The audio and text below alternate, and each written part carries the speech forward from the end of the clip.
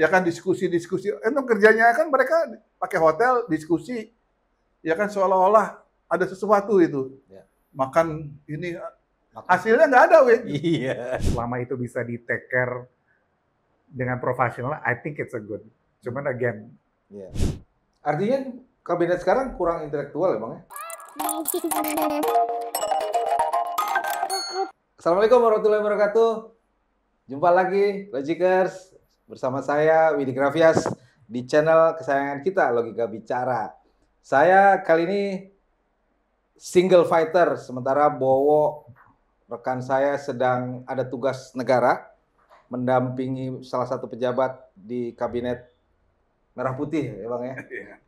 Bersama saya ada Bang Jimmy, seorang aktivis tua, aktivis tua, aktivis tulen, dan juga Mas Dipo Satria, seorang pengamat ekonomi. Ya, kita ngomongin lengkap nih soal Indonesia dari sisi ekonomi dan juga dari sisi politik.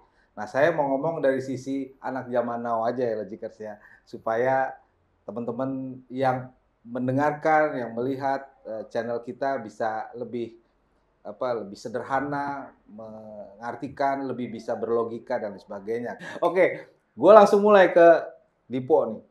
Kalau dari kacamata Dipo, seorang Dipo, mahasiswa doktoral UI. iya, Lagi nyusun ya? lagi nyusun. Lagi nyusun. Artinya pasti melihatnya lebih luas, lebih detail ya.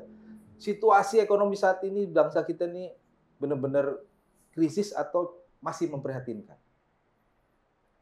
Mungkin kalau sekarang dibilang krisis belum kali ya. Tapi memang udah lampu kuning menuju merah gitu. Ya kan? Dan kuningnya ke merah-merahan gitu kalau saya. Tapi belum merah nih kita. Jadi udah Ciri-cirinya apa, Bro? I think mungkin yang paling real ya, dan mungkin banyak orang ngerasain juga itu sebenarnya ya daya beli turun.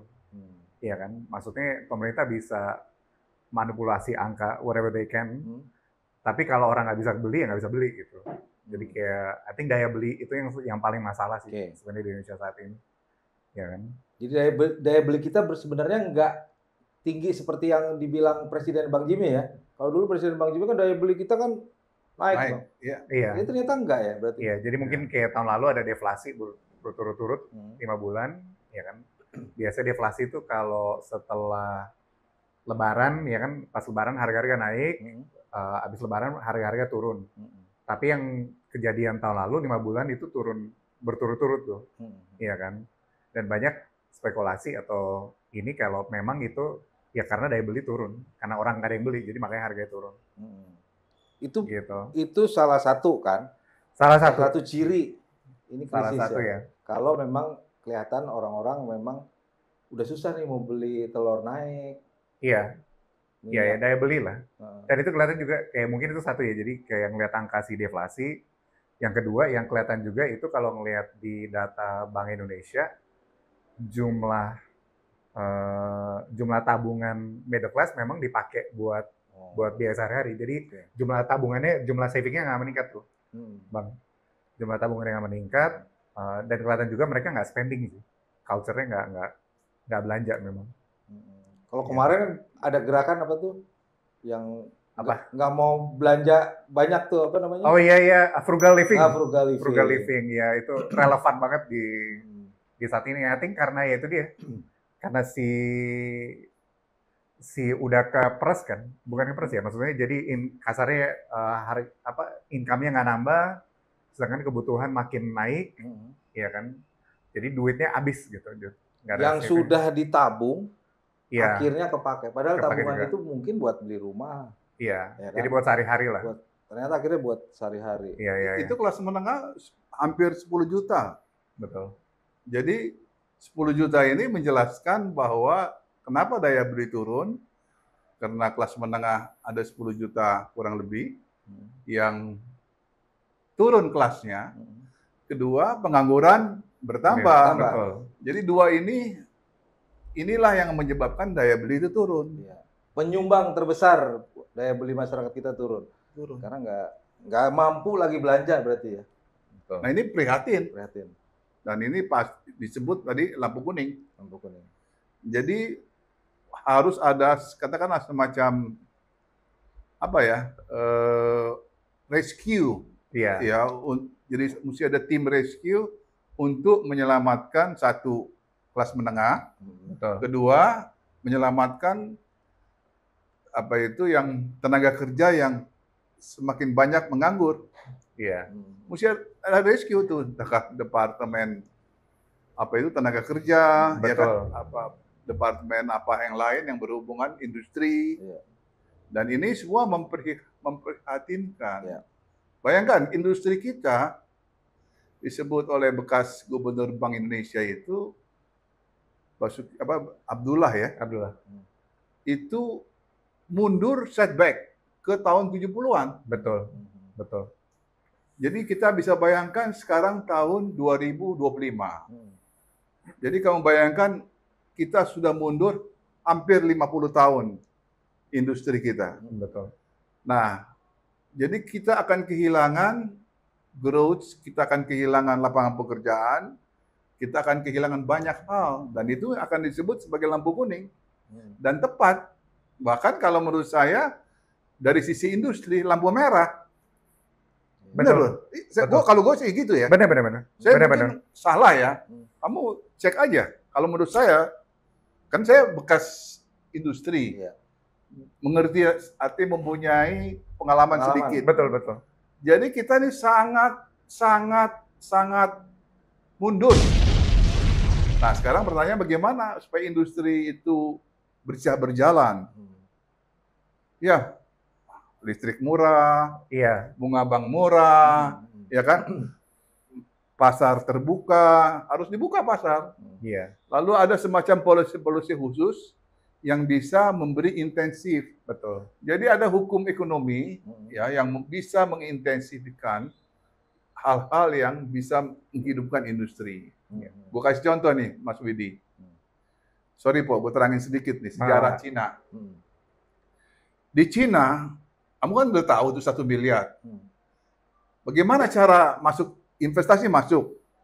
Nah, dia mulai dari belt, dia mulai dari pinggir. Iya. Dia membangun ekonomi itu dari pinggir. Karena yang di tengah ini nggak memiliki daya beli. Po, yang masyarakat yang tinggal di dalam pedalaman itu nggak punya daya beli. Iya. Dia mulai dari Shanghai, gitu iya. terus.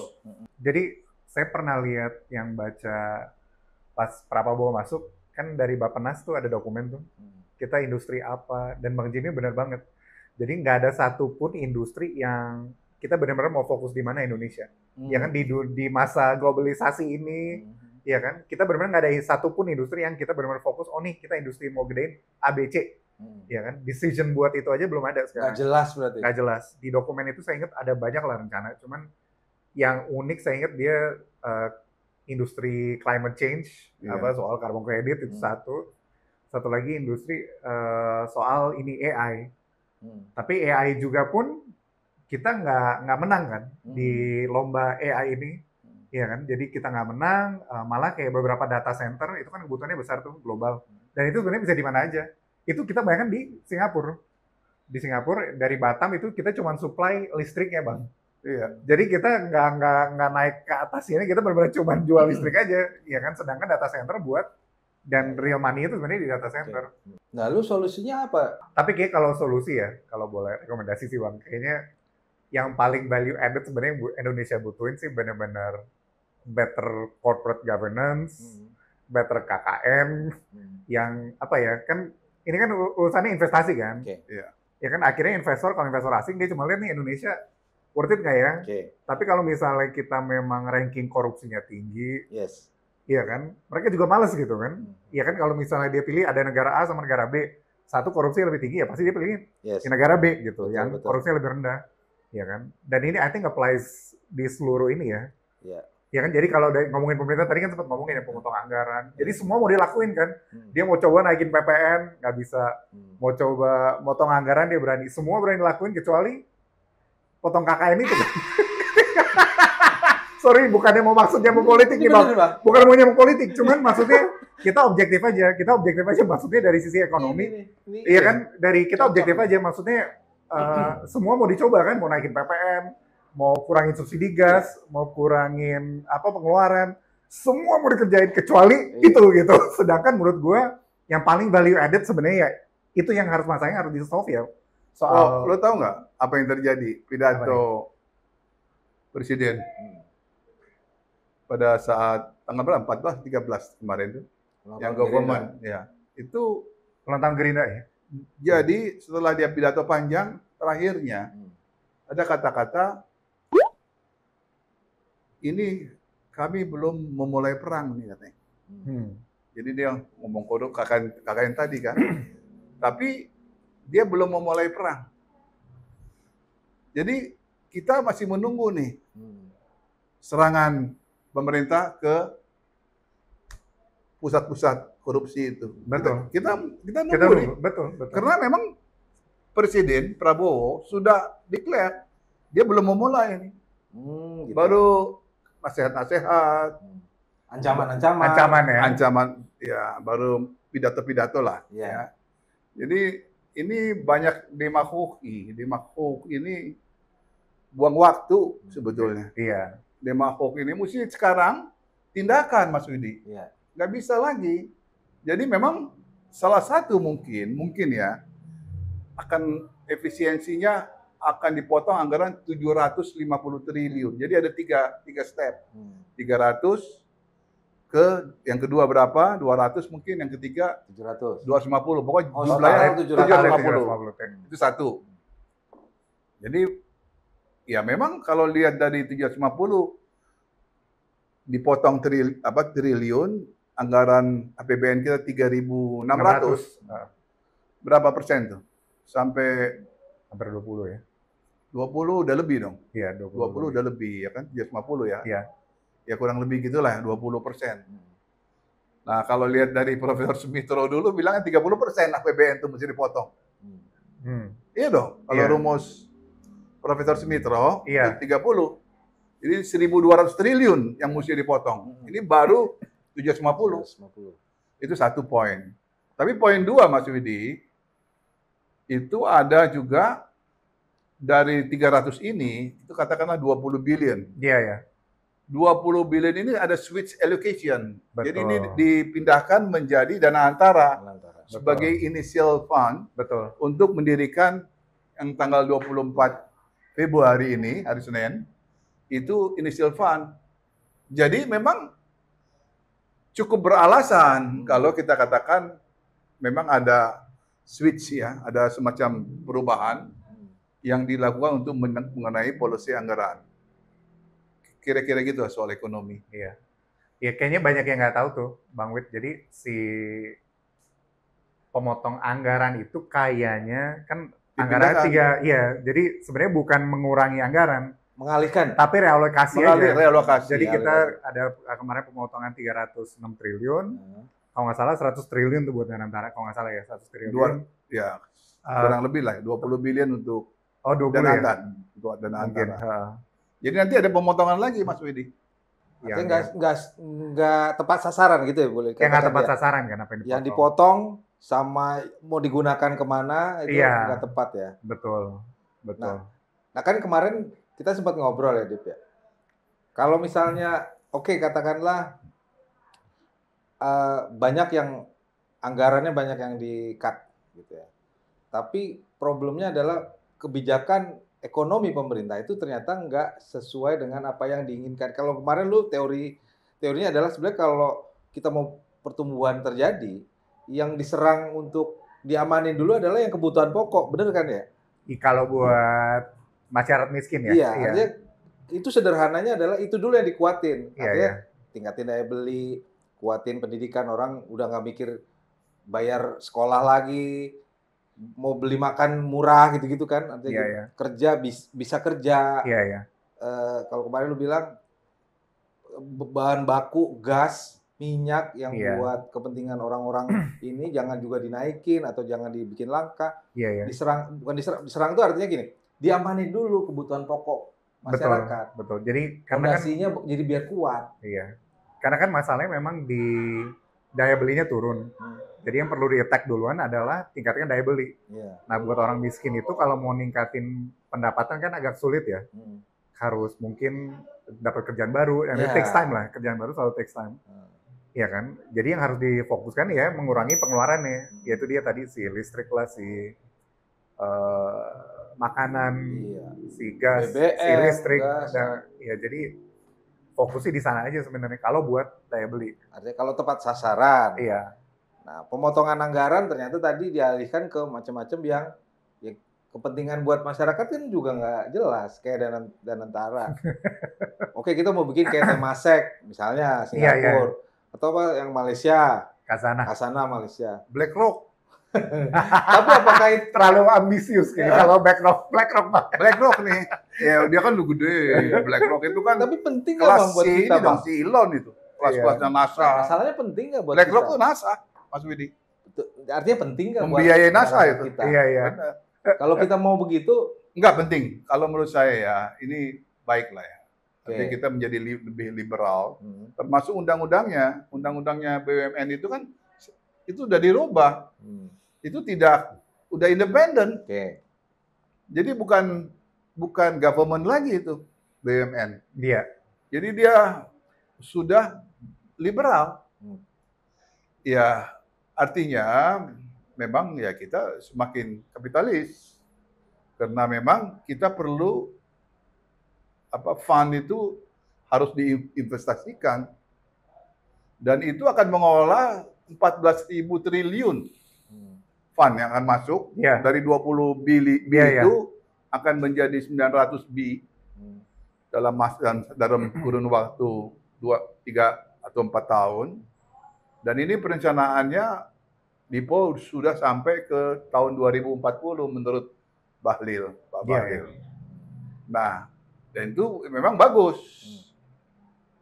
Tapi selama kalau menurut saya ya, selama ada transparansi, Betul. ada profesionalisme. Betul. Sorry itu saya bukan kita. Iya betul. Bukan kita mau ngajarin nih, Wid. Kita ini kan terbatas ya. Iya. Cuman ya itulah kurang lebih transparan yang pengolahan dana antara. Iya. Terus yang kemudian ini profesional dan melihat ke depan karena intinya ginilah, reformasi struktural harus diadakan di Republik ini. Reformasi struktural. Ya, terus yang kedua, inovasi teknologi harus segera dilaksanakan. Jadi kalau bisa itu Habibie memberi saran dari surga ya baguslah kalau menurut saya itu. Ya kan? Itu orang-orang yang memang penting, orang yang memang bisa melihat ke depan. Iya. Kayak Pak Habibie itu. Kalau yang cuman bicara 1945, bambu runcing, apa itu pembicaraan apa? Ya nggak bisa. Nah, ini lagi-lagi problemnya balik lagi ya tadi ya. Selama iya benar. Jadi setuju sama. Jadi posisinya sebenarnya setuju selama transparansinya bagus. Artinya KKN good corporate. Iya, cuma kan good governance. Kan BUMN track record-nya juga ya merah supplier nggak dibayar lah, ya kan jadi kayak track record supplier nggak dibayar lah, ya kan merah kuning lah. Merah kuning, iya makanya. Ya kan? Jadi sebenarnya kalau timnya profesional, terus ini juga terjaga kan, apa kepentingan ini ya, karena banyak kepentingan orang banyak juga kan di sini. Ya misalnya kayak LPG itu kan yang subsidi, yang distribusinya tetap Pertamina kan. Jadi there's banyak elemen yang selain profit ya. Selama itu bisa di take care dengan profesional, I think it's a good. Cuman again, historical rapot. Ini rapotnya bukan kuning lagi bang, merah bang. Karena udah banyak BUMN yang justru meninggalkan hutang banyak. Iya. Jadi kalau si Danantara itu khususnya banyak supplier BUMN yang selama ini nggak dibayar, dia makin di dengan Danantara gue jadi makin dibayar atau nggak dibayar. Jadi mereka kan soalnya di merger kan, bukan di merger sih. Soalnya masukin sawah itu, cuma mereka jadi ragu kan ini makin nggak jelas supplier ini kok tetap dibayar nggak? Karena memang ada beberapa teman, karena kita kan juga bisnis emang.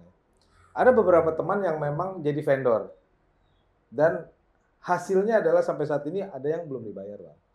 banyak proyek-proyek BUMN yang justru itu kan yang jadi backbone-nya teman-teman vendor-vendor ini sebenarnya ya. Proyek dari BUMN itu backbone-nya cash flow-nya mereka sebenarnya. Nah, kalau misalnya itu nggak dibayar, Bang, terus menunggu kebijakan selanjutnya, kan ini problemnya kemarin nggak dibayar, ini ada pemerintahan baru, pemimpin baru, Benar. nanti kebijakan baru. Ntar dulu ya, kita nunggu pimpinan dulu. Iya. Tambah lagi ada keputusan begini makin nggak jelas. Iya. Nah, ini sebenarnya kan semua lagi-lagi adalah distrust. Abang kan juga bilang kan bahwa kita ini sudah distrust dengan pemerintah kita. Nah, problem distrust ini apakah bisa terobati dengan segala macam kebijakan, terobosan dan lain sebagainya yang konon katanya memang bisa memperbaiki perekonomian kita. Kalau misalnya mau memperbaiki perekonomian kita, kalau kata Dipo kemarin, Bang, tim ekonominya ini, ya kan, bener ya? Iya dong. Kalau tim ekonominya masih yang dulu-dulu aja ya, kita nggak tahu jadinya apa. Nah, kalau pemimpinnya bisa memilih tim ekonomi yang mumpuni, Bang, apa yang tadi kita bicarakan sebenarnya sudah selesai gitu kan. Problemnya kan tim ekonominya masih sama juga, Bang. Ya, Wid, kalau distrust itu kan basic ya, elemen, atau katakanlah menyangkut juga ke psikologi. Ekonomi ini juga ada unsur psikologinya, kepercayaan pasar, ya kan? Betul. Kepercayaan kepada tadi klien, kepada investor. Nah, ini bagaimana menumbuhkan kepercayaan ini, Po? Betul. Ini bukan pekerjaan, ini seni nih. Ini bukan matematik, ini seni. Nah, inilah yang harus tadi kayak kamu tadi tim-tim ekonomi itu bekerja bagaimana membuat kepercayaan itu supaya tumbuh baik di pasar, ya kan, maupun di masyarakat, maupun di investor yang akan datang. Tapi kalau mereka cuek aja ya repot. Mereka nggak ngerti artinya psikologis itu, trust itu penting. Yang terjadi distrust. Distrust terjadi, orang nggak mau datang ke sini. Contohnya Apple, Elon, karena distrust. Mereka nggak melihat ada kepercayaan masa depan di Republik ini. Cuman mereka nggak ngomong lah. Ya kan, mereka punya monitoring, mereka punya staff, mereka punya analisa yang tajam. Sama kayak ini, industri kita tadi, balik ke industri. Ini kan akan masuk nih industri dari China, karena di China sudah menurun ya. Artinya itu strukturnya sudah tidak bisa diterima di masyarakat ekonomi di China. Itu mereka mau pindah sini, masyarakat bisnisnya. Nah, inilah tampunglah dengan baik-baik dengan sebagai tuan rumah, ya kan? Buatlah, katakanlah kalau kita masuk ke hotel, kan kasih welcome drink. Ya kasihlah intensif, kasihlah welcome drink kepada para investor yang dari China itu akan masuk ke sini, industriawan nanti. Jadi bisa bangun industri lagi. Sederhana aja Mas Yudi, kalau mau bangun kawasan ekonomi khusus, itu aja udah jalanin, udah menolong. Ini kerjanya kabinet itu aja sederhana dulu dah. IKN ya? Iya, pokoknya, aduh. IKN kan menjadi kawasan ekonomi khusus sebenarnya tuh. Memancing nih pertanyaan. Kalau IKN itu bagus lah ya. Kita betul dari sisi positif. Tapi kalau ayahnya dia, Rizal Ramli udah dari awal udah nggak setuju. Nggak setuju. Memang berat itu. Orang tua kamu almarhum itu nggak setuju banget tuh. Oh iya udah pasti lah Bang. Dia nggak setuju. Iya. Sama IKN itu berkelahi aja terus kalau bisa ya. Benar. Rizal Ramli itu nggak almarhum. Itu aduh soal IKN udah berat ya dia bilang. Dia udah berat sekali. Tapi memang seluruh ekonom mengatakan itu memang negatif. Tapi orang ya katakanlah orang-orang yang berambisi kan mesti ada mercusuar. Dan itu kebanggaan Mulyono. Ya biarlah dia bang itu personal. Ini keputusan personal. Iya. Jadi kita mau bilang apa, Wid? Uang nggak ada, tapi mesti bangun IKN. Uang nggak ada. Iya kan? Iya. Ya makanya Betul ditolak itu bang. Makanya ditolak. Apaan tuh? Ya karena uang Iya. nggak ada Ya, itu karena tadi. uang nggak ada. Kan statementnya karena uang nggak ada tapi pengen bangun, maksain pengen bangun. Iya, Akhirnya iya. jadi. Karena Walaupun- emang uangnya nggak ada ya. Tapi ada dari Qatar katanya bang, dari ini. Oleh-oleh. Ya kalau cuma 30 perak bakal apa lah itu bawa pulang dari Qatar 30. Nggak Iya. mungkin. Ini kan banyak banget ini ya di Indonesia itu banyak proyek-proyek mercusuar yang nggak masuk akal, nggak logis ya. Iya, iya. IKN logis nggak? Enggak kan sebenarnya. Iya, Kan? iya. Mau buru-buru di 2024 mau Iya, iya. diaktifin, ya nggak logis gitu ya. Ya memang kan mestinya kan pertama gini Mas Widi, kan mesti ada FS. Iya, iya. Nah ini nggak ada FS-nya. Rata-rata nggak ada. Ini IKN ini nggak ada FS, feasibility study-nya nggak ada. Kalaupun sekarang udah ada, mesti dirubah lagi nih. Iya. Iya kan? Jadi yang ada pra FS benar Iya, ada, iya, tapi iya. FS yang detail nggak ada. Iya, iya. Akhirnya dibuatlah FS yang detail. Iya. Nah sekarang mau dibongkar lagi jadi pra FS lagi. Iya, iya, iya. Ya inilah kita ini karena itu person. Iya. Jadi itu Iya, iya. perorangan, Iya, iya, individual. iya. Jadi memang bukan sebagai satu konsep, ya kan? Jadi memang bagusnya itu ya untuk presidennya aja ke situ yang dulu itu. Tempat pertapaan, ya kan? Iya, iya, iya. Boleh jangan ketemu dulu. Jangan di Solo di kayak. Oh, iya, Di iya. kain aja. Maksudnya itu. Nah kalau saya sih, emang ibu kota ini udah macet kok. Iya, iya. Kamu mesti lihat Oh iya ibu kota. benar Ya, ya.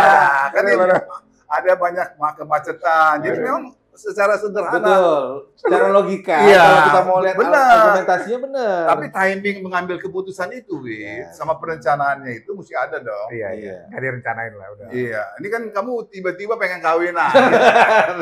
Ngelamar belum, Iya. pengen kawin aja. PDKT belum. Iya, PDKT Wah, belum. langsung lamar. Wah, bahaya ini. Hancur. Gak ada FS-nya kalau gitu. Nggak ada. Nggak ada kenal main celup-celup aja.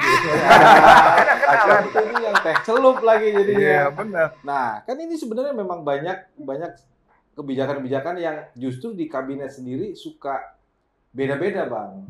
Jangan soal IKN sederhana ya. Ada yang satu bilang masih terus, tapi jelas-jelas Prabowo bilang 2029 kalau nggak salah. Itu pun juga dalam waktu yang belum ditentukan. Kalau gue sih pikir gini, yang penting Presiden Prabowo jangan ketularan sama penyakit Iya. Mas Mulyono, ya kan? Apa tuh bang penyakitnya? Penyakitnya itulah tadi, tiba-tiba mau ini, mau itu, mau ini, ya itu penyakit.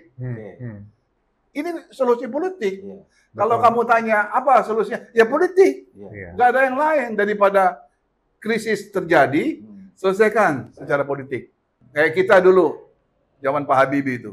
Kayak tadi kan kamu bilang, Bank Indonesia. Bank Indonesia diputuskan oleh Presiden Habibie saat itu supaya menjadi independen. Benar. Betul. Itulah keputusan politik. Ya. Terus yang kedua, dia pakai expert. Dolar 16.000 jadi 6.000. Itu dia pakai expert ex Deutsche Bank. Iya. Itu Profesor Dr. Helmut sampai itu Lengser. Ini yang membuat bekerja sama dengan Syafril Sabirin pada saat itu gubernurnya Bank Indonesia, terus Ginanjar Menko-nya kalau nggak salah saya itu. Iya. Tim mereka ini dengan ex-DB Deutsche Bank, Profesor Dr. Helmut, itulah yang membenahi hingga 6.000. Jadi kalau saya bilang perlu intelektual dalam masa krisis, Pasti. itu gua nggak main-main, Wid. Itu harus, wajib saat ini. Betul, betul. Perlu intelektual, pemikir-pemikir yang bisa melihat ke depan. Betul. Contoh, tadi 16.000 ke 6.000. 6.000, Wid, kita zaman Habibie. Sekarang udah 16.000 lagi, kayak kamu bilang tadi itu. Udah kembali ke arah krisis. Nah, terus yang kedua, kita jangan malu, ya kan, menampung konsultan asing, nggak apa-apa. Nggak apa-apa, seperti zaman Pak Harto dulu, nggak apa-apa lah. Bayar, ya kan? Nanti kan ada dana antara, kayak kamu bilang, yang mengolah uang, pakailah. Artinya kabinet sekarang kurang intelektual ya, Bang? Ini politician nih sih. That is true. Apa Udah gua mau bilang. Malah aku baru tahu ya bang. Aku baru tahu loh bang. Si Pak Erlangga itu ternyata bukan lulusan ekonomi. Oh. Coba di Google deh. Dia tuh bukan lulusan ekonomi, sedangkan dia role-nya itu Menko Iya. perekonomian kan. Hah? Kalau Bu SMI gimana pun juga masih ekonomi ya. Iya. Ya, tapi Erlangga itu actually bukan Iya. pendidikannya. Jadi kurang intelektual untuk menangani permasalahan ekonomi kita. Jadi butuh intelektual di kabinet sebenarnya kan Bang. Jadi kabinet kita gimana tadi Bang? Ya udahlah itu isinya udah semuanya itu kalau zaman dulu kita sebut tapol. Ya kan? Ya kan itu calon-calon tapol semua. Oh, cara tapol. Iya, tahanan Politik. politik. Kayak kita Wid, di dalam sel itu, aduh. Iya, iya, iya. Ya kita ex tapol lah. Tapol. Tapi bukan di Pulau Buru lah, seram Iya, itu. Iya, iya, iya. Nah itu loh, ya kamu ayahnya juga tapol juga. Betul. Tapi itu kembali ke poin kita lah, Mas Widi, Hmm. kepemimpinan. Hmm. Jadi kenapa tidak timbul kepemimpinan? Karena memang satu, kaderisasi itu di partai politik tidak jalan, kata regenerasinya tidak jalan, partai politiknya lebih ke arahnya lebih ke perseroan terbatas dan sebagainya. TBK. Iya. Jadi Aduh. kita ada yang by design, ada yang by accident kepemimpinan. Termasuk presiden kita ada yang accident, ada yang by design. Lah, Arahnya kemana ya? Arahnya kemana ya? mana kok? Iya, ada yang by accident. Iya. Tiba-tiba lu jadi presiden aja. Iya, ini penting nih. Penting. Kenapa bisa begitu? Benar. Tapi kan kita juga mesti mempersiapkan dari Iya. sekarang by design. Iya. Kenapa? Nah, harusnya Iya, kan iya. itu. Supaya kan dari apa Mao Zedong ke Deng Xiaoping ke Zhu gitu. Iya, iya. Itu kan ada tahapan, ada Iya. pergumulan, Betul. ada dialog, Heeh. ya kan ada semacam saringan lah. Nah itulah gunanya kaum intelektual, nyaring dia. Iya. Dia bisa menseleksi, dia Kader bisa lah ya. menganalisa.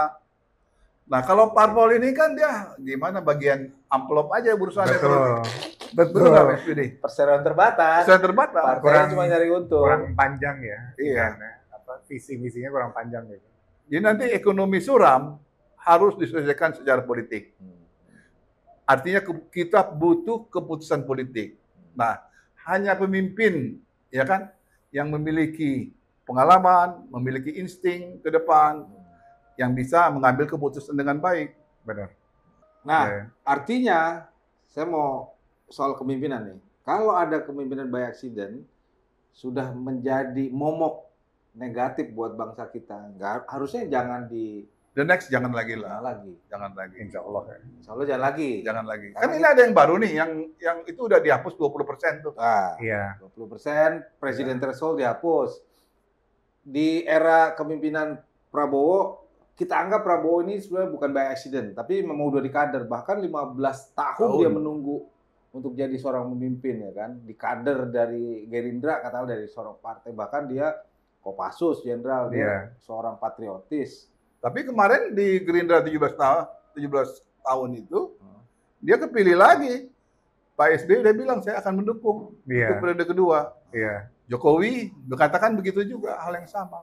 Terus koalisi mengatakan bagaimana itu? Koalisi permanen. Permanen.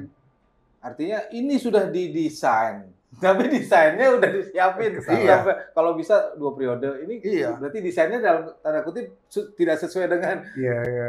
ini kita dong interpretasi kita. Kalau kita kan desain itu masa di kader. Ya, Belajar jadi seorang pemimpin kan gitu. betul. Benar. Dia harus bagaimana jadi seorang pemimpin, siapin timnya. Kalau Iya, iya. ini didesain untuk bisa menjabat 2 periode. Nah, Iya. salah Ini juga. Walaupun kita masih awal ya, kita Iya. baru bulan keberapa? Baru Baru, aja 2 baru tahun bulan. tahun pertama aja belum selesai ya padahal.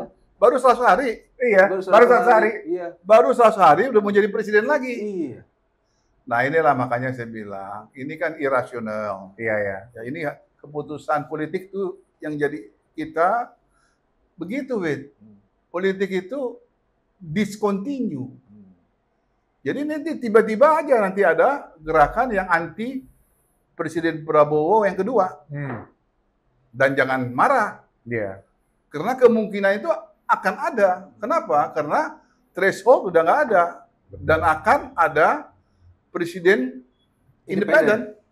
Akan ada. Betul. Amin. Tadi Bang Jimmy udah bilang ada pemimpin by design, ada pemimpin accident. Accident udah kita kategorikan adalah Mulyono yang 2 periode kemarin tiba-tiba muncul. Nah sekarang kita butuh seorang pemimpin yang sudah didesain. Ternyata emang sudah didesain.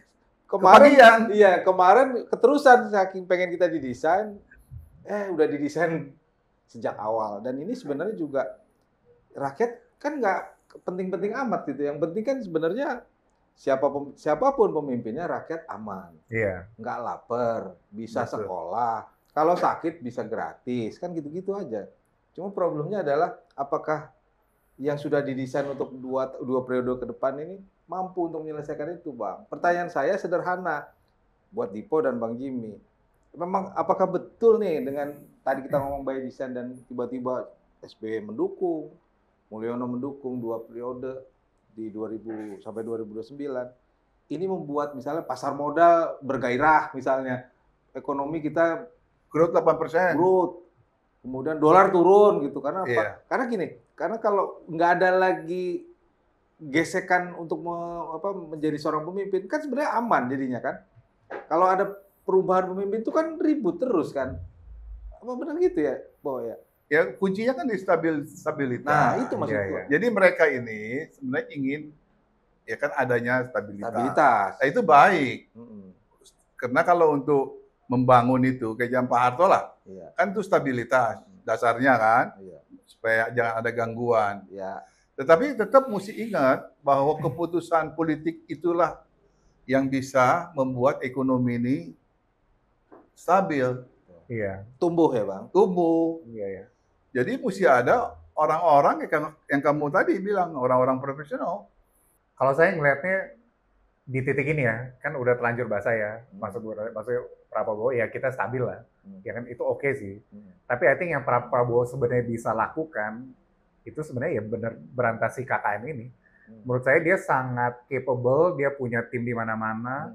Ya kan kalau misalnya mau beresin korupsi kan pasti banyak yang tidak setuju kan. Iya. Di berbagai level lah, udah pasti. Sedangkan Pak Prabowo timnya tuh di mana-mana gitu. Jadi kalau menurut saya justru itu yang dia benar-benar bisa lakuin sekarang.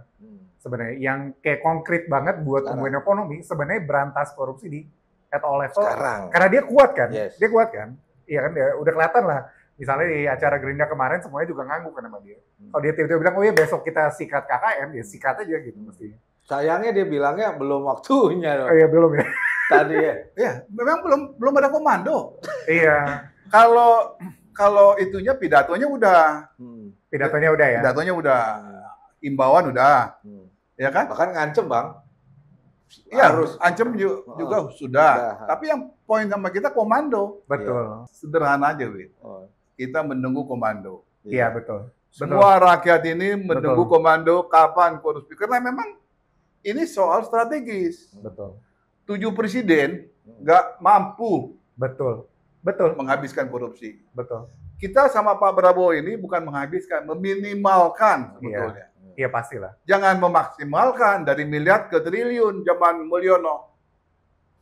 Iya kan? Iya, Zaman benar. Mulyono udah di miliar, Benar. zaman SBY miliar, Ah, zaman Mulyono udah triliun. iya. 300 lagi kan. Iya. Ini Lima. kok para pemimpin lihat begini, apalagi yang mengerti hukum, Betul. kok diam aja? Benar. Dia sekolah hukum puluhan tahun, bakal apa kalau cuma diam aja? Ada pelanggaran hukum. Betul. Betul nggak? Makanya menurutku paling nilai tambah secara ekonomi yang benar-benar bisa dilakuin ya sikat KKN. Udah nggak ada apa naikin PPN, kurangin subsidi. Yang paling ini sikat KKN karena investment bisa masuk. Iya. Iya kan, harga-harga mungkin bisa turun mungkin, iya kan, dan benar-benar berantasnya. Dan saya actually, I think nggak tahu ya, mungkin saya sebenarnya nggak nyalain Pak Prabowo, mungkin ekonomi sulit, saya nggak terlalu nyalain Prabowo, ya of course karena globalisasi, ada perang tarif segala. Tapi kalau KKN itu sebenarnya dia mampu banget, dia lebih mampu ngejalan itu bagian ekonomi kalau menurut saya, ya kan. Yakin tapi ya dengan masih orang-orangnya di Ya nggak tahu loh, kita kan nunggu komando Panglima tertinggi, Komando, oke. iya kan. Buat statement pamungkas sebelum kita tutup. Oke, kita sekarang kita samain bahwa hari ini kita menunggu komando Presiden Prabowo untuk berantas KKN, untuk Perang. perang KKN, untuk Iya, memerangi KKN. Memerangi KKN untuk mencapai cita-cita kita yang sederhananya pertumbuhan 8%. Atau bahkan misalnya investor masuk, pokoknya poinnya gitu ya. Iya. Nah, lalu kira-kira apakah Prabowo akan mengeluarkan komando itu kalau melihat dari premis-premis? Karena kan orang awalnya udah percaya, Bang. Ketika dia udah berpisah kan kemarin kan sempet ya. Iya. Kita sempat punya wacana bahwa Prabowo ada yang memisahkan Prabowo dan Jokowi. Dengan catatan kita adalah ya memang Prabowo harus berpisah dari Jokowi karena posisi KKN-nya di situ. Betul. Bener ya? Iya ya. Nah, problemnya adalah sekarang kapan Prabowo kira-kira Dipo atau Bang Jimmy siap melihat situasi belakangan ini. Ternyata setelah sudah diwacanakan Prabowo dipisah sama Jokowi, ternyata kemarin pidato Hidup begitu. Jokowi ya. Iya, Hidup Jokowi. Hidup Jokowi, Bang. Gimana? Lu dulu deh, Bro. Yang sebagai Saya agak buta kalau politik sih sebenarnya. tapi kalau dari sisi kebijakan Iya. kan sebenarnya udah beda dong dengan yang dulu kan. Iya ya. Kayak kalau saya lebih masih nunggu aja sih, Mas. Maksudnya ada tetap nggak mau pesimis juga kan, kita masih tahun pertama nih, nggak mau terlalu pesimis juga gitu. Maunya tetap berharap Pak Prabowo bisa sikat KKN.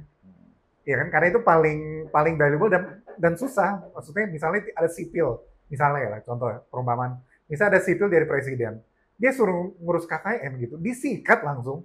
Tau nggak, di mana-mana. Jadi nggak powerful enough juga. Justru Pak Prabowo ini yang punya kekuatan, Pak Prabowo yang punya sebagai paling tertinggi, ya kan, dia justru malah yang bisa sikat KKN. Kalau Bang Jimmy gimana Bang lihatnya? Apakah dengan misalnya tiba-tiba dia nempatin beberapa tentara di tempat-tempat yang strategis, apakah itu sudah mulai apa ya, dia ancang-ancang atau justru sebaliknya Bang? Apa Bang? Sebut Bang. Oh. Ada beberapa tentara ada di lembaga-lembaga non-departemen nih. Apa itu, Mas Widi, kalau itu di sarang penyamun tuh perawan? Perawan di sarang penyamun. Nah, ini kalau biasanya kan perawan di sarang penyamun nih, Iya. perawannya bisa lawan penyamun atau penyamunnya yang Ya udah selesai Bang, perawannya kalau udah di sarang penyamun udah jadi ini kentang rebus. gitu ya? Iya, kalau ini gimana? Jadi kalau saya sih ada cerita di China itu tentang hikayat sang raja tanpa kepala itu. Jadi dia kalah melawan bandit. Kalah. Dia kalah, dia pulang kan ke markas komandonya. Bukan di Cijantung. Nggak tahu, ini di China kan. Dia pulang, ya kan? Jadi dia balik ke markas komando tanpa kepala. Jadi yang bicara dadanya. Jadi semua anak buahnya itu,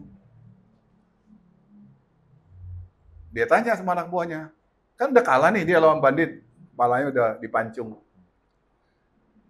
Lalu tanya, ini bagus saya pakai kepala atau tidak pakai kepala? Dia tanya sama anak buahnya. Anak buahnya semua menjawab bagus pakai kepala. Tapi kalau saya, dari hati nurani saya tidak akan memakai kepala saya. Harus pakai hati. Jadi dia masuk dadanya doang. Ini raja tanpa kepala. Kalah sama bandit. Oke.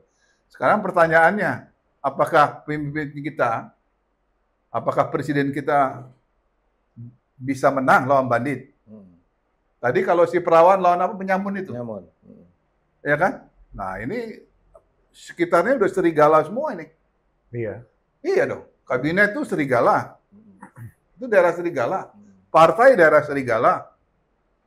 Ya kan? Binatang buas semua udah. Semua binatang buas. Ada seorang presiden yang memiliki kepala itu. Ya kan? Memiliki kewibawaan. Ya. Dan kalau dia perangi nanti, kalau dia perang, dia kalah. Apakah dia mau berbicara secara hati nuraninya apa tidak? Jadi benar-benar Mas Widi tergantung kepada hati nurani sang pemimpin.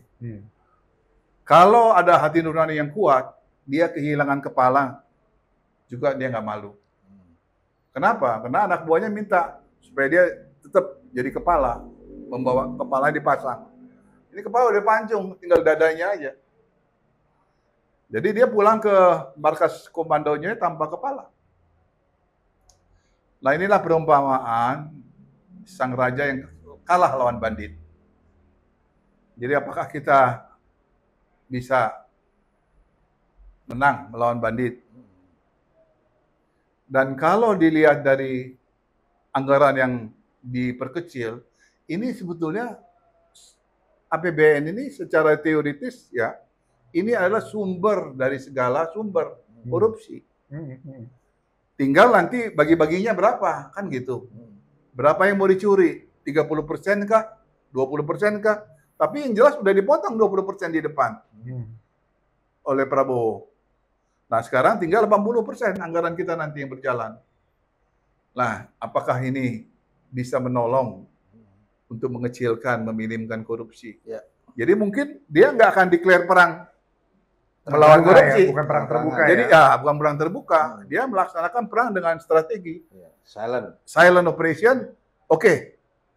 Sumber, ya kan, anggaran saya potong 20%. 750 triliun. Nah inilah yang terjadi. Nah sekarang anak-anak buah ini mesti kreatif lah.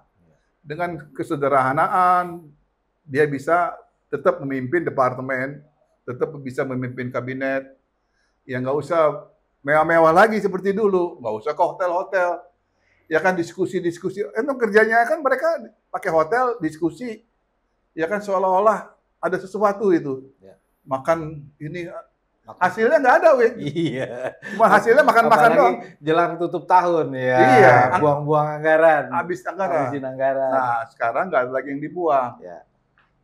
Buatlah, bangunlah ide, bangunlah kreativitas, bangunlah satu katakanlah kejujuran di lingkungan itu. Oke, berarti sepakat kita menunggu komando presiden. Dan sudah dimulai Iya. dengan anggaran efisiensi Potong. ini, udah melempem, birokrasi ini udah melempem, Ya, udah nggak berleha-leha. ya. Iya. Oke. Baik, Logikers, sudah 1 jam lebih kita ngobrol-ngobrol. Akhirnya kita sampailah pada ujung kesimpulan. Jadi dari Dipo maupun Bang Jimmy masih punya keyakinan bahwa dibutuhkan komando dari Panglima tertinggi bangsa kita yaitu Presiden Prabowo untuk melakukan perubahan.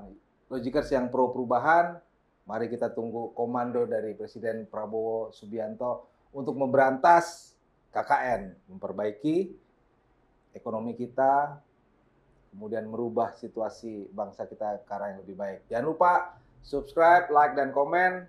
Selalu pakai logika. Salam logika. Wassalamualaikum warahmatullahi wabarakatuh.